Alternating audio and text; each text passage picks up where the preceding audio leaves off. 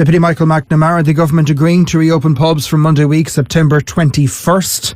Light at the end of the tunnel for the publicans, and something you've been looking for some time now. Yeah, I mean, but I hope it's the beginning of a move towards allowing people to assume the risk that they think is appropriate to them, and while asking people to behave responsibly.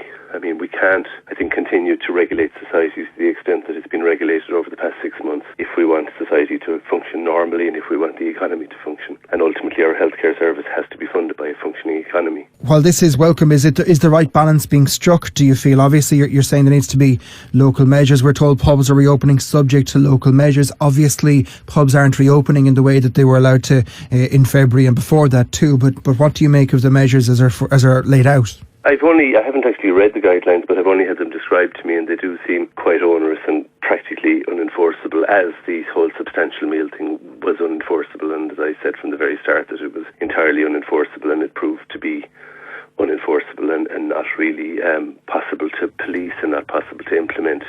But I suppose the bigger issue with regard to the balance is, I mean, it's quite clear to me that the wrong balance has been struck for some time now. We've been out of kilter with the rest of Europe with regard to travel, with regard to our hospitality sector, with regard to our aviation sector. I mean, this is much broader than a debate about pubs, although pubs are, of course, important, particularly in rural Ireland, as they provide a place for people to meet in the absence of any place else to meet. But I mean, there's also then the issue of small crowds, and I'm not looking at having a full Crow Park or anything like that, but small crowds which are deemed safe in practically every other country in the world.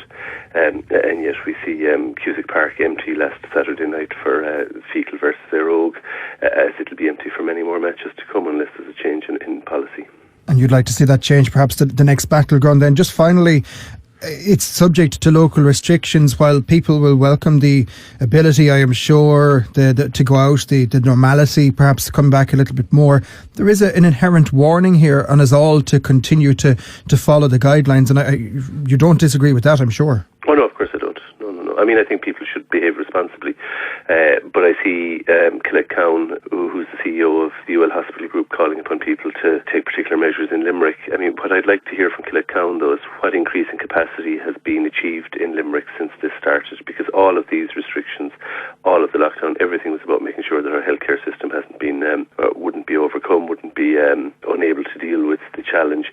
So what increase in capacity has there been? What increase in the amount of procedures to be carried out in Ennis? What increase in procedures to be carried out in St. John's and Nina? Because if there isn't a real increase in the procedures being carried out in the Tier 2 hospitals, if there isn't an increase in capacity, both in terms of beds and in particular in terms of ICU capacity in Limerick Hospital, then we've learned nothing from any of this, and that the sacrifice of the Irish people has been effectively betrayed by those in charge of our